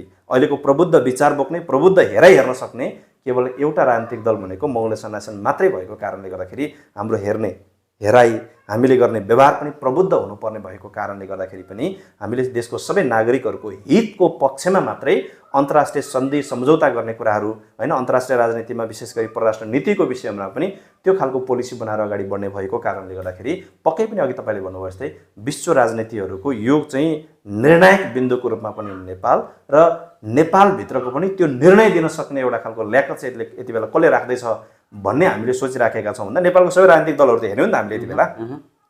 हिजोदेखि काम गर्दै आएका राजनीतिक दलहरूको त सबै कुरा फेलियर भएर गयो। उनीहरूको फरेन पोलिसी त केही पनि नरहेछ होइन, कुन देशसँग कसरी चाहिँ सन्धि सम्झौता गर्ने, कुन देशसँगको परराष्ट्र नीतिलाई कसरी ब्यालेन्स गरेर लाने भन्ने कुरा नयाँ रहेछ भन्ने कुरा त देख्यौँ। अहिले नयाँ उदाएका राजनीतिक दलहरू अथवा अहिलेको पार्लियामेन्टभित्र चाहिँ प्रतिनिधित्व गरेको दलहरूले केही गर्छन् कि भन्ने जनतामा थियो, उनीहरूको पनि त देखियो यो समयमा। किन उनीहरूले त सुधार्न सक्थे नि त, उनीहरूबाट नि नभए पछाडि अब चाहिँ हामीले मोटामोटी विश्लेषण गरेको कुराहरू नि पुरा हुँदै आउने र हामीले गरेको व्यावहारिक चाहिँ जुन एउटा खालको अभियान छ यसले पनि एउटा खालको नतिजा दिँदै गएको कारणले गर्दाखेरि पक्कै पनि तपाईँले भन्नु जस्तो विश्व राजनीतिको निर्णायक बिन्दु नेपाल भए जस्तै नेपालभित्रको पनि यसलाई डिसिजन दिन सक्ने एउटा निर्णायक, त्यो डिसिजन पनि दीर्घकालीन रूपमा उपलब्धिमूलक निर्णय लिन सक्ने केवल एउटै चाहिँ सङ्गठन, राजनीतिक सङ्गठन मङ्गोल नेसन नाइसन हो भन्ने कुरा चाहिँ अबको मोटामोटी नागरिक तहबाट पनि त्यो कुराहरू बुझ्न थालेको छ। हामीले स्पष्ट रूपमा त्यही कुराहरूलाई पालना गर्नको निमित्त नेपालमा चाहिँ अब विगत लामो समयदेखि चाहिँ एक किसिमका व्यक्तिहरू अथवा तपाईँहरूकै मङ्गोल नेसन अर्गनाइजेसनको भाषामा भन्ने हो भने आर्यन समुदायहरू सत्ता र शक्तिमा रहेको कुरा छ। अब उहाँहरू बिचमा चाहिँ उहाँहरूको मस्तिष्कमा चाहिँ देशको नागरिक र देशप्रति त्यो किसिमको एउटा उदार भावना नभएको हो कि त्यो भावना हुँदै पनि ती शासकहरूले चाहिँ नागरिक र देशको बारेमा नसोचिरहेको अवस्था छ। त्यो चाहिँ उदार भावना भएर नगरेको भन्दा पनि किनभने मान्छेको त हरेक मान्छेहरूको तपाईँले पनि हामीले सामान्य रूपमा पनि गाउँघरमा पनि देख्छौँ नि त, ऊ भित्र हुने कुराहरू, उदाहरणको निमित्त जङ्गलमा बस्ने चाहिँ एउटा हिंस्रक जनावर बाघको बच्चालाई पनि तपाईँले सानै उमेरबाट घरमा ल्याएर बाख्रा सँगसँगै पालेर हुर्काउनु भयो भने चाहिँ उसले चाहिँ घाँसै खान सिक्छ। ऊ संस्कारगत रूपमा घाँस खाने जनावरको रूपमै जान्छ, उसलाई मासुको स्वाद के हो थाहा हुँदैन। त्यस्तै उनीहरू पनि कस्तो संस्कारमा हुर्किए भन्दा नेपालको अहिलेको जो आर्यन चाहिँ नस्लको शासकहरू बसिराखेका छन् उनीहरू हुर्किएको संस्कार नै कस्तो भयो भन्दाखेरि उनीहरू हुर्किएको संस्कार नै उदारवादी सोचको संस्कारमा भएनन्। उनीहरू केवल आफ्नै निमित्त सोच्ने, जनताहरूको तहमा जनताहरूको निमित्त नसोचिदिने संस्कारमा हुर्किएको कारणले गर्दाखेरि ऊ जुन संस्कारमा ढालिएर आयो, जुन संस्कारमा हुर्केर बढेर आयो त्यही संस्कार अनुसारकै अहिलेको गतिविधि गरेको कारणले, त्यही संस्कार अनुसार नै देशलाई पनि चलाउन खोजेको कारणले गर्दाखेरि चाहिँ सोच्न सकेनन् जस्तो हामीलाई लाग्छ होइन। उसँग थियो तर अन्तर्राष्ट्रिय दबावले भन्दाखेरि पनि उसको हृदयभित्र पनि त्यो कुरा, किन त्यो त एउटा संस्कार त पाउनु पर्यो होला नि त। कुनै पनि मान्छे जन्मदाखेरि उसले जन्मेर हुर्केर बढेको पढेको उसले पाएको वातावरण, यो सबै कुराहरू चाहिँ स्वच्छ वातावरण, इमान्दार वातावरण, सकारात्मक परिवेश, उदारवादी चाहिँ एउटा खालको संस्कार, सिक्दै आउने भाइचारा, स्वतन्त्रता, भातृत्व, यो सबै कुरा सिकेर आउने त्यो वातावरण प्राप्त गर्ने मान्छेले मात्रै बल्ल त्यो लेभलमा पुगेर खेल्न सक्छ, त्यो काम गर्न सक्छ। तर नेपालको अहिलेको शासकहरू तपाईँले हेर्नुहोस् त, इतिहासमा उनीहरू अहिलेको पनि देशलाई अहिले कसरी हाँकिराखेका छन् भन्दा नेपालको वर्तमान संविधान भन्दा पनि उनीहरूको चाहिँ पुर्खाहरूले लेखेर छोडिदिएको जुन दस्तावेज थियो ती दस्तावेज अनुसारलाई देशलाई अगाडि बढाउन खोजिराखेको छ नि त। यस कारणले गर्दाखेरि उनीहरूले प्राप्त गरेको संस्कार कस्तो भयो भन्दा अरूलाई भन्दा पनि व्यक्तिगत रूपमा मलाई भयो भने अरू कसैको निमित्त मैले सोचिराख्नु जरुरी छैन भन्ने खालको त्यो चाहिँ व्यक्तिवादी सोच अनुसारको संस्कार प्राप्त गरेर हुर्किएका शासकहरू भएको कारणले गर्दाखेरि उनीहरूको हृदयभित्र उदारवादी सोच हुँदै पनि नगरेको भन्दाखेरि पनि उनीहरू हुर्किँदाखेरि प्राप्त गरेको जुन एउटा वातावरण छ त्यो वातावरण नै त्यस्तो खालको गए गुज्रेको वातावरण हुर्केको कारणले गर्दा सोच्न नसकेका हुन् भन्ने लाग्छ। अनि अब त्यस्तो वातावरण हुर्केको मान्छेले फेरि के सोच्छ भन्दा थोरै पद प्रलोभन देखाउने बित्तिकै जनताहरू सबै भुलिदिन्छ, उसले आफ्नै परिवार पनि भुल्छ उनीहरूले हैन। त्यस कारणले गर्दाखेरि चाहिँ त्यो चाहिँ कसको कारण त्यो भयो भन्दा उनीहरूले प्राप्त गरेको संस्कार, त्यो संस्कारबाट हुर्केको मान्छेको मस्तिष्क चाहिँ केवल कहाँनिर घुम्छ भन्दा व्यक्तिगत रूपमा उसले आफ्नो मात्रै फाइदा हेरिराखेको हुन्छ। यसो गर्दा फाइदा हुन्छ कि उसो गर्दा फाइदा हुन्छ कि यसो बोल्दा फाइदा हुन्छ कि उसो बोल्दा फाइदा हुन्छ कि उसले फाइदाको निमित्त मात्रै काम गर्ने भएको कारणले गर्दाखेरि अब त झन् अन्तर्राष्ट्रिय शक्तिहरूले एउटा चाहिँ ऊ आफै पनि नेपालको राजनीतिक कर्मीहरू पनि उसको बोली बिग्ने ठाउँमा उसले बोलिदिएको शब्दको कारणले गर्दाखेरि कसैलाई फाइदा पुग्ने ठाउँमा त्यो शक्तिशाली ठाउँमा पुगिसके पछाडि त नजर त अरू पनि पर्छ, अरूले पनि उसलाई चाहिँ एउटा खालको चाहिँ प्रलोभन दिएर त्यो प्रलोभनमा भुलाएर चाहिँ उबाट काम लिन खोज्छ। यस कारणले गर्दाखेरि त्यो काममा पर्ने बेलामा उसको रोजाइ त्यहाँनिर दुईवटा देखा पर्छ, व्यक्तिगत स्वार्थमा जाने कि देशको समग्र नागरिकको स्वार्थमा जाने भन्दाखेरि उसले त्यति बेला सानो उमेरमा प्राप्त गरेको उसको संस्कारले चाहिँ के भन्छ भन्दा होइन, देश जनता भनेको एक ठाउँमा छ, मैले आफ्नो समुदाय मेरो आफ्नो निमित्त मैले सोच्नुपर्छ भन्ने संस्कारमा हुर्केर आएको कारणले त्यति बेला उसले चाहिँ के चुनाव गर्छ भन्दा मैले जनताको निमित्त भन्दा पनि व्यक्तिगत रूपमा मलाई कहाँनिर हिँड्दाखेरि फाइदा हुन्छ भन्छ त्यहीँनिरै उसले निर्णय लिइदिन्छ। भनेपछि यसले चाहिँ के देख्यौँ भन्दाखेरि उसँग भएर पनि नगरेको भन्दा ऊ हुर्किएको संस्कार पनि थिएन, तर हुर्किएर प्राप्त गरेको संस्कारबाट उसले के मात्रै देख्छ भन्दा अरूलाई देख्दैन, आफूले मात्रै अगाडि सारेको देख्ने भएको कारणले उसले त्यही निर्णय गरेर चाहिँ अगाडि बढिराखेको अवस्था। नितान्त व्यक्तिगत स्वार्थको लागि चाहिँ सङ्घर्ष गर्ने अथवा विभिन्न निर्णयहरू गर्ने र त्यो किसिमको संस्कार पाएर आएका व्यक्तिहरू यतिखेर नेपालको शासन सत्तामा आसीन छन्। अब उहाँहरूबाट यो देश कति लामो समयसम्म अगाडि जाला, कति वर्षसम्म जाला? देश त अगाडि जाला भन्दा पनि यो देश त पछाडि चाहिँ जाँदैछ अहिलेको अवस्थामा। अहिले त के मात्रै गइरहेको छ भन्दा यो त अहिले त वर्षहरू मात्रै गइरहेका छन् होइन। हामी उदाहरणको निमित्त अहिले सन् शताब्दीको हिसाबले 2023 होइन, विक्रम सम्वतको हिसाबले 2080मा गइरहेका छौँ भन्ने हो। अब यो 80, 81, 82 जाला, 23, 24, 25 जाला, यसरी जान्छ। तर देशको समग्र नागरिकहरूको भविष्य र देशको अस्तित्व चाहिँ पछाडितिर धकेलिराखेका छ। यस कारणले गर्दाखेरि यसमा चाहिँ अब उहाँहरूले देशलाई पनि अगाडि लाने र यो समयलाई पनि अगाडि लानको निमित्त आउन चाहिँ को आउनु पर्यो भन्दा मङ्गोल नेसन नै आउनु पर्यो। यदि मङ्गोल नेसन स्थापित हुँदा नहुँदाको बखतसम्म चाहिँ के हुने भयो भन्दा देश पछाडि गएको गए, समय अगाडि बढेको बढे। यस कारणले गर्दाखेरि अहिले हिजो नेपाल र नेपालभन्दा बाहिरको अन्य केही मुलुकहरू, जुन मुलुक र नेपालको अवस्था एकै ठाउँमा थियो र विकासको यात्रा सँगसँगै सुरु भएको थियो, सँगसँगै यात्रा सुरु गर्ने कैयौँ मुलुकहरू कहाँ कहाँ पुगिसके, हामी अहिले पनि कहाँनिर अल्झिराखेका छौँ। यस कारणले गर्दाखेरि यसको निमित्त निर्णायक काम चाहिँ कसले गर्छ भन्दा त्यो केवल मङ्गोल नेसनले गर्छ। मङ्गोल नेसनलाई निर्णायक ठाउँमा पुर्याउने ड्युटी जिम्मेवारी कसको छ भन्दा नेपालको बहुसङ्ख्यक आम मतदाता नागरिकहरूको काम छ। कुन दिनबाट चाहिँ नेपालको अहिलेको यो शासकहरूबाट देश चाहिँ चेन ब्रेक भएर देश पनि अगाडि र समय पनि अगाडि चाहिँ कुन दिनबाट बढ्छ भन्दा देशको बहुसङ्ख्यक नागरिकहरूले चाहिँ अब देशको सबै परिवेश हेरेर अन्तिममा गएर अब यो देशलाई पनि हाँक्ने र हामी सबै नागरिकहरूलाई चाहिँ एउटा सही बाटोमा अगाडि बढाउने राजनीतिक दल केवल मङ्गोल नेसन मात्रै रहेछ भनेर जुन दिन निर्णय हुन्छ त्यही दिनबाट चाहिँ देशको आर्यन शासकहरू, विशेष गरी यो खालको चाहिँ आफ्नो व्यक्तिवादी चिन्तन बोकेर अगाडि बढ्ने शासकहरू पछाडि हट्छन्। त्यस पछाडि देश र समय अगाडि बढ्ने समय चाहिँ त्यही दिनदेखिबाट मात्रै आउँछ। यो यति वर्ष यही समयबाट भन्ने भन्दा पनि हाम्रो नागरिकको, विशेष गरी नेपालको बहुसङ्ख्यक नागरिकहरूको चेतमा चाहिँ देश कसले ध्वस्त बनाउँदै रहेछ भन्ने कुरा जुन दिनबाट पलाउन सुरु हुन्छ त्यसै दिनबाट देश पनि अगाडि बढ्छ, समय पनि अगाडि बढ्छ। यो बढ्न थालेको देखेर अहिले चाहिँ शासकहरूले षड्यन्त्र गरिराखेको हामीले देखिरहेका छौँ। मङ्गोल नेसनल अर्गनाइजेसनको जुन एउटा दीर्घकालीन सोच छ, मङ्गोल नेसनल अर्गनाइजेसनमा आबद्ध जुन नेतृत्व तहका नेताहरू, प्रमुख नेताहरूमा पनि एक किसिमको त्यो किसिमको दीर्घकालीन सोच, एउटा समानता, स्वतन्त्रता र भातृत्व सहितको चाहिँ हरेक व्यवस्थाहरू नेपालमा स्थापित हुनुपर्छ भन्ने त्यो एउटा विचार छ। अब यति राम्रो विचारहरू हुँदाहुँदै पनि, यति राम्रो भिजन हुँदाहुँदै पनि जनताले साथ दिइरहेको छैन। यतिखेर तपाईँहरूले अपेक्षा गरे अनुसारको जुन मत पाइरहनु भएको छैन जनताबाट, यसको कारण चाहिँ के हुन सक्ला त? यसको लागि त्यही त हो। यसको लागि चाहिँ विशेष गरी मङ्गोल नेसनल अर्गनाइजेसन नरुचाउने मान्छेहरूको बोलवाला ज्यादा छ अहिलेसम्म देशमा। उनीहरूको कुरा नै बढी बिक्ने समय छ यति बेलासम्म। र हाम्रो नागरिकहरूलाई हाम्रो अब त्यसमा त हाम्रो पनि आफ्नो भूमिका हो। फेरि हाम्रो दौडधुप हामीले कति गऱ्यौँ, हामीले कति इमान्दार हिसाबले काम गर्न सक्यौँ, कति नागरिकहरूलाई हामीले चाहिँ चेतनशील बनाउन सक्यौँ। जस्तै मङ्गोल नेसनल अर्गनाइजेसनको इतिहासलाई तपाईँले फर्केर हेर्नुहोस् त, आम नागरिकहरूले पनि एकचोटि फर्केर हेर्नुहोस् त। हिजो एमएनओ स्थापना हुँदा त डाक्टर गोपाल गुरुङज्यू एक्लै हुनुहुन्थ्यो। उहाँको एक्लो प्रयासले मङ्गोलवाद दर्शन जन्मिने काम भयो, मङ्गोल नेसनल अर्गनाइजेसन जन्माउने काम भयो। यो सङ्गठनलाई हुर्काउने बढाउने अभियानमा त्यस पछाडि जोडिँदै गएको चाहिँ सबै कार्यकर्ताहरू, नेताहरू हेर्दै आउनुहोस् त। इमान्दार कार्यकर्ताहरूको कारणले गर्दाखेरि हामीले चाहिँ जिरोबाट सुरुवात गरेको साङ्गठनिक यात्राहरू 1-2 हुँदै अहिले बढ्दै बढ्दै एउटा लेभलमा पुगिसकेको छ। भनेको हामीले कति सङ्घर्ष गर्न सक्यौँ। अब जस्तै अन्य राजनीतिक दलहरूको हेर्नुहोस् त तपाईँले, एकचोटि पिकमा पुग्छ, फेरि तल झरेको छ, फेरि माथि पुगेको छ, फेरि तल झरेको छ। मङ्गोल नेसनल अर्गनाइजेसनको हामी जुन दिनदेखिबाट उकालो लाग्न थाल्यौँ, त्यहाँबाट हामी उकालो लागेको लागि हामी माथि मात्रै गइराखेका छौँ। यसले चाहिँ के देखाउँदैछ भन्दा हामीले कति गर्न सक्यौँ त।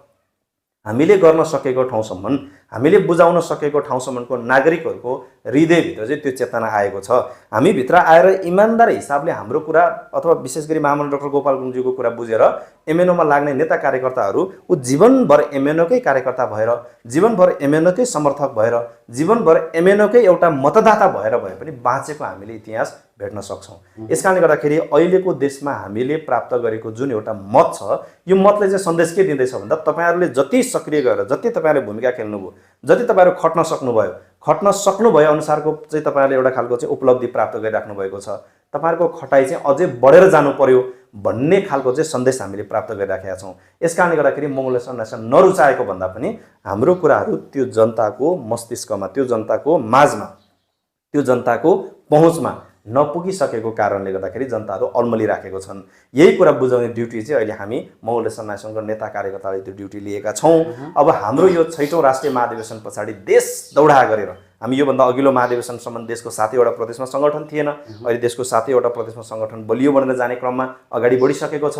7वटा प्रदेशभित्रको पनि विभिन्न जिल्लाहरू, जिल्लाभित्रको पनि स्थानीय तहहरूमा छिर्दै हामीले जनताको घर दैलोमै गएर यो कुरा बुझाउन सक्यौँ भनेदेखि पक्कै पनि नेपालको समग्र नागरिकहरूको आकर्षण मङ्गोल नेसनल अर्गनाइजेसनतर्फ बढ्छ र उहाँहरूबाट हामीले प्राप्त गर्नुपर्ने मत प्राप्त भएर मङ्गोल नेसनल अर्गनाइजेसन एक दिन निर्णायक ठाउँमा पुग्छ। हामी आत्तिएका छैनौँ, हतार गरेका छैनौँ, किनभने हामीलाई के थाहा छ भन्दाखेरि यो अभियान एकदम ढिलो होला, तर यो आउने परिवर्तन चाहिँ स्थायी परिवर्तन मङ्गोल नेसनल अर्गनाइजेसनले ल्याउँछ। हामी त्यो ल्याउने अभियानमा लागेका छौँ। अस्थायी रूपमा हामीलाई 1 महिनाको निमित्त, 1 वर्षको निमित्त, 1 कार्यकालको लागि हामी माथि पुगिहालौँ, अर्को कार्यकाल देखा जाएगा भन्ने हिसाबले हामी लागेका छैनौँ। हामी कसरी लागेका छौँ भन्दा तपाईँ हामीले प्राप्त गरौँ या नगरौँ, तर हामीले ल्याउँदै गरेको परिवर्तन चाहिँ हामीभन्दा पछि आउने पुस्ताले निरन्तर रूपमा त्यो परिवर्तन चाहिँ उसले चाहिँ संस्थागत गर्न सक्ने गरेर चाहिँ अगाडि बढोस् भन्ने हिसाबले लागेको कारणले हामी आत्तिएका पनि छैनौँ। हामी निरन्तर यो अभियानमा लागि पनि राखेका छौँ र देशभरिको नागरिकहरूको अहिलेको एमएनओ प्रतिको आकर्षण बढेको छ। यसलाई छिन्न भिन्न तुलाउनको निमित्त चाहिँ देशमा शासकहरूले के ल्याइदिन्छन् भन्दा अघि तपाईँ हामीले बसेर बहस गरे जस्तै एउटा खालको घटना ल्याइदिन्छन्। त्यो अनावश्यक घटना परिघटनाहरू निम्ताएर मङ्गोल नेसनल अर्गनाइजेसनले बोलेन, आफ्नै मुद्दा जस्तो कुराहरूमा पनि, इस्युमा पनि उसले आवाज उठाएन भन्ने पार्देर जनतालाई दिग्भ्रमित पार्ने काम गरेका छ। यो भ्रमित पार्ने मान्छेहरूको बोलवाला ज्यादा भएको कारणले, उनीहरूको पहुँच ज्यादा भएको कारणले, उनीहरूकै हातमा देशको चाहिँ समग्र तहहरू उनीहरूको हातमा रहेको कारणले गर्दाखेरि मात्रै उनीहरू चाहिँ अहिले अलिकति सफल जस्तो देखिन्छ। तर यो चाहिँ फेरि उनीहरूको दीर्घकालीन हुँदैन, किनभने यो झुक्क्याउने, छक्क्याउने, षड्यन्त्र गर्ने कुरा भनेको चाहिँ निश्चित समय र निश्चित परिवेशसम्मको मात्रै जीवित रहन्छ। इमान्दारिताले चाहिँ संसार जितेको हामी इतिहास देख्छौँ। यस कारणले गर्दाखेरि मङ्गोल नेसनल अर्गनाइजेसनप्रति जनताहरूको आकर्षण तीव्र गतिमा बिस्तारै अगाडि बढिरहेको छ। हामी त्यो अभियानमै निरन्तर रूपमा लागिरहेका छौँ। जस्तो अब रिन्जनजी, अन्य राजनीतिक दलमा आबद्ध भएका व्यक्तिहरू अथवा सर्वसाधारण व्यक्तिहरूको मस्तिष्कमा चाहिँ के हुन्छ भने त्यति धेरै प्रतीक्षा गर्ने त्यति धेरै त्याग गर्ने क्षमता देखिँदैन अन्य राजनीतिक दलका व्यक्तिहरू अथवा सर्वसाधारण आम लोक समुदायहरूमा। तर मङ्गोल नेसनल अर्गनाइजेसनको नेता तथा कार्यकर्ताहरू कहिले हतोत्साहित नहुने, कहिले निराश नहुने, निरन्तर चाहिँ एउटा अभियानमा लागेकै हुने अथवा त्यो किसिमको एउटा सोच्ने शक्ति अथवा त्यो किसिमको भावना चाहिँ कसरी तपाईँहरूको मस्तिष्कमा अभिवृद्धि भइरहेको? त्यही त मैले अघि भने यो चाहिँ संस्कारकै कुरा हो। हेर्नुहोस्, संस्कारगत रूपमा हामीलाई के सिकाएर जानुभयो भन्दा सङ्गठनको फाउन्डर प्रेसिडेन्ट महामानव डाक्टर गोपाल गुरुङज्यूले नै त्यो सहन सक्ने, धैर्यता गर्न सक्ने शक्ति चाहिँ हामीलाई दिएर जानुभयो। अब हामी मङ्गोल नेसनल अर्गनाइजेसनको आम नेता कार्यकर्ताहरू अहिले हामी के हेरेर अगाडि बढ्छौँ, के हेरेर काम गर्छौँ भन्दा महामानव डाक्टर गोपाल गुरुङज्यूको दैनिकी कस्तो थियो, उहाँको जीवनयापन कस्तो थियो, उहाँको आफ्नो जीवनलाई चाहिँ कुन शैलीमा ढाल्नु भएको थियो, उहाँले चाहिँ कसरी काम गर्नु, हामी त त्यतैतिर हेर्छौँ नि त। जस्तै महामानव डाक्टर गोपाल गुरुङज्यूलाई अहिले मान्छेहरूले आम मान्छेहरूले विश्लेषण गरेर के भन्दो रहेछन् भन्दा यो मङ्गोल नेसनल अर्गनाइजेसनले चुनाव पनि हारै गर्छ, अगाडि पनि बिस्तारै बढिराखेको छ, यत्रो वर्ष भइसक्यो होइन, उपलब्धि देखिने उपलब्धि केही प्राप्त गरेको छैन, तर पनि यिनीहरू किन आत्तिँदैनन्, तर पनि यिनीहरू निरन्तर किन बढिराखेका छन् भन्दाखेरि अहिले मङ्गोल नेसनल अर्गनाइजेसनको फाउन्डर प्रेसिडेन्ट महामानव डाक्टर गोपाल गुरुङज्यू पनि त आत्तिनु भएन। मान्छेले अहिले हामीलाई के देखाउन खोज्दैछ भन्दा हामीलाई चाहिँ निश्चित रूपमा भौतिक रूपमा देखिहाल्ने परिवर्तन ठुलो हो भन्ने देखाउन खोजेको छ। तर हामीले त्योभन्दा पनि ठुलो उपलब्धि देखिराखेका छौँ, किनकि यो विश्व राजनीतिको इतिहासलाई हामीले पल्टाएर हेऱ्यौँ भने महामानव डाक्टर गोपाल गुरुङज्यूको जीवनी र दैनिकीलाई नै हामीले चाहिँ एकचोटि सम्झिएर उहाँको दैनिकीमा उहाँले कसरी उहाँको खानपानदेखि लिएर बस्ने शैली, उहाँको आफ्नो अभिव्यक्तिदेखि लिएर उहाँले कति धैर्यता गर्नुभएको थियो भनेर एकचोटि फर्केर हेरौँ त गोपाल गुरुङले हामीलाई के सिकाउनु भएको छ भन्दा अधैर्य भएर तत्कालै तातै खाउँ जलै मरौँ गरेर अगाडि बढेर परिवर्तन संस्थागत गर्न सकिँदैन। व्यक्तिगत रूपमा तपाईँले 1 महिना 2 महिना 3 महिना अहिले नेपालको राजनीतिक परिवेश त कस्तो भएर गयो भने हेर्नुहोस् न, 9 महिना भए पनि प्रधानमन्त्री बनिनु नै पर्ने, एकै दिन भए पनि मन्त्री बनिनु नै पर्ने। उहाँहरूलाई के मात्रै आवश्यक छ यति बेला भन्दा 1 दिन मात्रै भए पनि मन्त्री बनियो भने के हुन्छ भन्दाखेरि मर्ने बेलामै नामको अगाडि पूर्व मन्त्रीको निधन भने त्यत्तिकै लागि मात्रै भए पनि मान्छे चाहिँ हारालुस गरिराखेको अवस्था छ। देश र जनताको लागि त म त कुनै छैन, त्यस्तो चासो चिन्ता छैन। तर महामानव डाक्टर गोपाल गुरुङज्यू हेर्नुहोस् त, हिजो गोपाल गुरुङ सँगसँगै निर्वाचनमा प्रतिस्पर्धा गर्ने मान्छेहरू उनीहरू के को लागि लडे भन्दा एकचोटि सांसद बनिनेकै निमित्त गोपाल गुरुङसँग चुनाव भिड्न आए, एकचोटि मन्त्री बनिनेकै निमित्त गोपाल गुरुङसँग भिड्न आए। गोपाल गुरुङलाई चुनावमा पराजित गरे, सांसद बने, मन्त्री पनि बने। तर ती सांसद बनेर मन्त्री बन्ने मान्छेहरू अहिले त्यो मान्छेको नाम के हो भनेर त्यही क्षेत्रको जनताले पनि चिन्न छोडिसकेको छ। अहिलेको नयाँ जेनेरेसनको मान्छेले त्यो नाम लियो भनेदेखि खै कसको बाजे हो हामी त चिन्दैनौँ भन्ने खालको परिवेश बनेको छ। तर डाक्टर गोपाल गुरुङज्यू तयार हुनुभयो, निर्वाचन हार्न तयार हुनुभयो, तर उहाँले लिएको उद्देश्य हार्न तयार नभएको कारणले गर्दाखेरि, धैर्यता कायम गरेको कारणले गर्दाखेरि आज गोपाल गुरुङको त राष्ट्र अन्तर्राष्ट्रमा चर्चा परिचर्चा सुरु भयो नि त, होइन र? यस कारणले गर्दाखेरि चाहिँ देशको शासकहरू चाहिँ कस्तो भए अहिलेसम्मको भन्दा उनीहरू चाहिँ तातै खाउँ जलै मरौँ गरेर गए। गोपाल गुरुङले हामीलाई के सिकाइदिनु भयो भन्दाखेरि आफ्नो निमित्त होइन, जनताको निमित्त, नागरिकको निमित्त, देशको निमित्त गर, तिमी आफ्नो निमित्त त्याग्नको लागि तयार हौ भन्ने कुरा उहाँले सिकाउनु भएको कारणले गर्दाखेरि डाक्टर गोपाल गुरुङज्यूलाई चाहिँ सङ्लो मनले चाहिँ गोपाल गुरुङको सिद्धान्तलाई अङ्गीकार गरेर गोपाल गुरुङको सिद्धान्तलाई चाहिँ उसले शिरोधार्य गरेर अगाडि बढ्छु भनेर एमएनओमा आएर कसम खाएको त्यो नेता कार्यकर्ताहरू हो भने कोही पनि आत्तिँदैनन्, कोही पनि अधैर्य हुँदैन, धैर्यता राख्छन्, सहनशील भएर काम गर्छन्। यस कारणले गर्दाखेरि तपाईँहरूले अथवा चाहिँ आम नागरिकहरूले देख्नुभएको चाहिँ के हो भन्दा गोपाल गुरुङको सिद्धान्तलाई सङ्लो मनको प्रतिबद्धता गरेर निरन्तर अगाडि बढेको नेता कार्यकर्ताहरू एमएनओमा देख्नुहुन्छ। अनि अघि हामी चाहिँ प्रसङ्गवश अघि छलफलको क्रममा आयो नि त, केही साथीहरू किन बाहिरियो त भन्दाखेरि त्यो चाहिँ धैर्य गर्न नसकेर पनि बाहिरिएको हो नि त। सङ्गठनमा आएर 2 वर्ष 4 वर्ष 5 वर्ष 8 वर्ष 10 वर्ष सङ्घर्ष गरेर परिवर्तन पाइएन, नहुने रहेछ भनेर बाहिरिने साथीहरू पनि त हो नि त त्यहाँनिर। त्यो बिचमा आफूलाई पनि केही उपलब्धि नदेखेनन् उनीहरूले, व्यक्तिगत रूपमा देखेनन्, किनभने उनीहरूको उद्देश्य भनेको, उनीहरूको स्वार्थ भनेको त म मरिसकेपछि परिवर्तन आए पनि फरक परेन, तर मैले इमान्दार भएर गलत दिशामा लगेर लडिदिनु हुन्न भन्ने कुरा त छैन नि त उहाँहरूको। उहाँहरूको के छ भन्दा मर्नुभन्दा अगाडि मान्छेको जीवन मृत्यु भनेर त कहाँ कति बेला कसो भन्ने त भरोसा हुँदैन नि त। मर्नुभन्दा अगाडि एकचोटि न एकचोटि कमसेकम पनि सांसद भएर बोल्नै पाए हुन्थ्यो, मन्त्री भएर चाहिँ सुरक्षाकर्मीको बिचमा गाडी चढ्न पाए नै हुन्थ्यो भन्ने खालको स्वार्थ बोक्ने मान्छेहरू त एमएनओमा टिक्दैनन्। त्यो खालको मान्छे एमएनओमा रहँदा पनि रहँदैन। त्यस्ता व्यक्तिहरू एमएनओबाट सांसदमा पुगे पनि भोलि देशमा खासै नयाँ किसिमको परिवर्तन त अपेक्षा गर्न सकिन्छ। सकिँदैन। यस कारणले गर्दाखेरि एमएनओको विधान चाहिँ फेरि कस्तो छ भन्दाखेरि ती व्यक्तिहरू सांसद मन्त्री बन्नुभन्दा पहिला नै एमएनओबाट विदा लिएर जाने अवस्था छ। किनकि एमएनओको त विधान त्यो छ नि त, संस्कारगत रूपमा मैले भनिअघि न चाहिँ यो पछिल्लो समय प्रशिक्षणको क्रममा धेरै कुराहरू आएको छ। एमएनओमा धैर्यता राख्न सकेन भने, किन डाक्टर गोपाल गुरुङले हामीलाई त्यो सिकाउनु भयो नि त। गोपाल गुरुङले त सबै कुरा त चाहिँ विक्रमसम्म 2026 सालतिर नै देशको चाहिँ यो देशको चाहिँ राजा महाराजाहरूले त गोपाल गुरुङलाई त्यति बेला अफर गरे नि त, गुरुङजी तपाईँलाई के मनपर्छ त्यही कुरा खाएर बसिदिनुहोस्, अञ्चलाधीश बन्नुहुन्छ कि तपाईँ चाहिँ राजदूत बन्नुहुन्छ कि तपाईँले जे माग्नुहुन्छ त्यो लिएर बस्नुहोस्, तर यो अभियान चाहिँ बन्द गर्नुहोस्। गोपाल गुरुङले यो अभियान बन्द गर्नुहोस्, मङ्गोलको विषयमा, आर्यनको विषयमा, देशको जनताले पाएको दुःखको विषयमा नबोल्नुहोस्, यो कुरा रोक्नुहोस्, तपाईँले जे चाहनुहुन्छ त्यो खाएर बस्नुहोस् भन्दा गोपाल गुरुङले के भनिदिनु भयो, म खान होइन म त बनाउनको निमित्त जन्मेको मान्छे, यस कारण म बस्दिनँ। त्यस्तो कुरा सिकाएर जानु।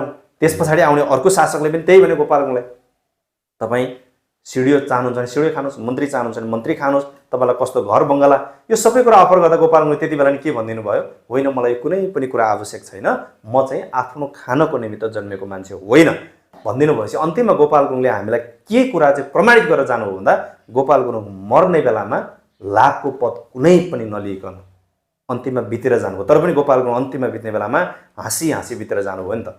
उहाँलाई व्यक्तिगत अब अहिले हाम्रो सङ्गठनमा जोडिएको एमएनओमा लागेको 2 वर्ष भएको छैन, 5 वर्ष भएको छैन, परिवर्तन चाहियो, होइन भएन, बाटो परिवर्तन गर्नुपर्छ। गोपाल गुरुङले जीवन समर्पण गरेर गइदिनु भयो हाम्रो निमित्त। यदि उहाँलाई त्यो शक्ति नै प्राप्त गर्नुपर्ने थियो, त्यो ठाउँमा पुग्नै पर्ने थियो भनेदेखि त 26 सालमै त्यो खाइरहेको थियो भने मङ्गलवाद दर्शन नै आउँदैन थियो, मङ्गोल सन्यासी नै आउँदैन थियो। अनि गोपाल गुरुङ जतिको चाहिँ प्रबुद्ध व्यक्तिले पनि यो अभियान नथालिदिएको थियो भने तपाईँ हामी कुन दुलोमा हुन्थ्यो भन्नुहोस् त। यति बेला अहिलेको देशका शासकहरूले कुन कुन विभिन्न खालको चाहिँ घटना परिघटनामा लडाउन खोज्दा यति बेला तपाईँ र म पनि अघि हामीले बहस गरे जस्तै गाई गोरु काण्डको निमित्त विभिन्न खालको हिंसात्मक गतिविधिमा लौरो चाहिँ मुङ्ग्रो बोकेर ढुङ्गा इँटा बोकेर चाहिँ त्यो आन्दोलनमा भिडिराखेका हुन्थ्यो। अनि तपाईँ हामी जतिको मान्छे त्यहाँ भिडिराखेका भए देशका शासकहरूले देशलाई जहाँ भने त्यहीँ उनीहरूले भनेको ठाउँ बुझाउन सक्ने अवस्था बन्थ्यो। यस कारणले गर्दाखेरि यस्तो अवस्था सिर्जना भएको खण्डमा अझै पनि हाम्रो समुदायहरू पछिल्लो समय त एमएनको कारणले गर्दा हाम्रो समुदायमा पनि धेरै चेतना आइरहेको छ, अथवा हाम्रो समुदायको विभिन्न किसिमको हक अधिकारहरू पनि स्थापित हुने क्रम जारी छ।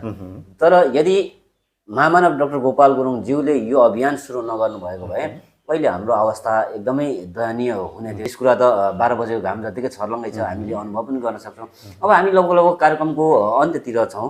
अन्त्यमा मङ्गोल नेसनल अर्गनाइजेसनका शुभचिन्तक, शुभेच्छुक अथवा यस युगबोध टिभी हेरिरहनु हुने सम्पूर्ण दर्शक महानुभावहरूलाई के सन्देश दिन चाहनुहुन्छ? विशेष गरी हामी अहिले मङ्गोल नेसनल अर्गनाइजेसन देशको समग्र नागरिक, देशकै हितार्थ सङ्घर्ष गर्दै यो सङ्गठनको फाउन्डर प्रेसिडेन्ट महामानव डाक्टर गोपाल गुरुङज्यूले उहाँको जीवनमा गर्नुपर्ने सङ्घर्षहरू गरेर हामीलाई उहाँले स्थापित गरिदिनु भएको विरासत एउटा लेभलमा पुऱ्याएर छोडिदिनु भयो। उहाँको दुःखद निधन पछाडि सङ्गठनको वर्तमान श्रद्धेय प्रेसिडेन्ट बुद्धलाल मेचेज्यूको हातमा सङ्गठन आइसके पछाडि महामानव डाक्टर गोपाल गुरुङज्यूले देखाइदिनु भएको जुन बाटो थियो त्यो बाटो अनुसार नै अहिले सङ्गठनको वर्तमान प्रेसिडेन्ट बुद्धलाल मेचेज्यूको समयमा उहाँको हातमा सङ्गठन आएर अगाडि बढिराखेको अवस्था छ। र अब चाहिँ मङ्गोल नेसनल अर्गनाइजेसन देशको समग्र नागरिकहरू र देशकै पक्षमा काम गरेर अगाडि बढिराखेको राजनीतिक दलको हिसाबले स्थापित हुने क्रममा अगाडि बढेको कारणले गर्दाखेरि यो सङ्गठनले चाहिँ अब सम्पन्न गर्न आँटेको हाम्रो जुन एउटा 6औं राष्ट्रिय महाधिवेशनतर्फ अहिले सङ्गठन उन्मुख भएर हामी त्यसको तीव्र तयारीमा देश दौडा गरेर हामी लिइराखेका छौँ। जनताहरूलाई यो कुरा बुझाउँदै अब नेपालको समग्र नागरिकहरूको पक्षमा उभिने एउटै राष्ट्रवादी राजनीतिक सङ्गठन मङ्गोल नेसनल अर्गनाइजेसन हो भन्ने कुरा जनताको मस्तिष्कमा पुर्याउनको निमित्त, जनताहरूलाई त्यो कुरा चाहिँ सन्देश पुर्याउनको निमित्त देश दौडामा लागिराखेका छौँ। यस कारणले गर्दाखेरि म देशको समग्र नागरिकहरूलाई सङ्गठनको 6औं ऐतिहासिक राष्ट्रिय महाधिवेशनको घोषणा सभा, किनभने देशको अहिलेसम्म नेतृत्व पङ्क्तिमा बसेका विभिन्न राजनीतिक दलका शासकहरूले देश र देशको नागरिकहरूको पक्षमा उनीहरूले कहिले पनि काम गरेको नदेखिएको कारणले गर्दाखेरि देश र नागरिकको पक्षमा उभिने एउटै राजनीतिक सङ्गठन मङ्गोल नेसनल अर्गनाइजेसनको पक्षमा हामी देशभरको नागरिकहरू छौँ भन्ने कुरा तपाईँहरूले पनि मेसेजको रूपमा यी शासकहरूलाई दिनको निमित्त सङ्गठनको ऐतिहासिक 6औं राष्ट्रिय महाधिवेशनको घोषणा सभा यही 2080 साल मङ्सिर 11 गते 27 नोभेम्बर 2023 को दिनमा मोरङ जिल्लाको लेटाङमा सम्पन्न हुन गइराखेको कारणले गर्दाखेरि म देशभरिको मङ्गोल नेसनल अर्गनाइजेसनलाई मन पराउनु हुने लोकतन्त्र, धर्मनिरपेक्ष, प्रान्तीयता, समानता, स्वतन्त्रता र भातृत्वले मात्रै सबै नागरिकहरूलाई एकै ठाउँमा बाँच्न, बस्न, एउटै समाजमा हुर्किन दिने वातावरण सिर्जना गर्छ भन्ने कुरा बुझ्नुहुने सम्पूर्ण आम लोकतन्त्र प्रेमी लोकतन्त्रवादी आमाबुवा दाजुभाइ तथा दिदीबहिनी सबैलाई तपाईँको यो युगबोध टेलिभिजन हेरेर बसिराख्नु भएको सबै समर्थक शुभेच्छुक नागरिकहरूलाई सङ्गठनको ऐतिहासिक 6औं राष्ट्रिय महाधिवेशन सभ्य र भव्य रूपमा सम्पन्न पार्नको निमित्त यहाँको तन मन धनदेखिको सहयोग पुर्याएर सहयोग गरिदिनको निमित्त एउटा सन्देश चाहिँ छोड्न चाहन्छु। विभिन्न दौडधुपमा रहँदै पनि यो कुराकानीको निम्ति यहाँले एकदमै यहाँको महत्त्वपूर्ण समय उपलब्ध गराइदिनु भयो, त्यसको लागि यहाँलाई धेरै धेरै धन्यवाद। तपाईँलाई पनि विशेष गरी नेपालको पछिल्लो समसामयिक राजनीतिक घटना परिघटना देश र नागरिकहरूको निमित्त एमएनओले गरिराखेको चिन्ता, एमएनओले गरिराखेको चासो, सङ्गठनको ऐतिहासिक 6औं राष्ट्रिय महाधिवेशनको तयारीको विषयमा चाहिँ यो समग्र कुराहरू राख्ने एउटा अवसर दिनुभएकोमा तपाईँ सहित युगबोध अनलाइन टेलिभिजनलाई पनि विशेष धन्यवाद दिन चाहन्छु।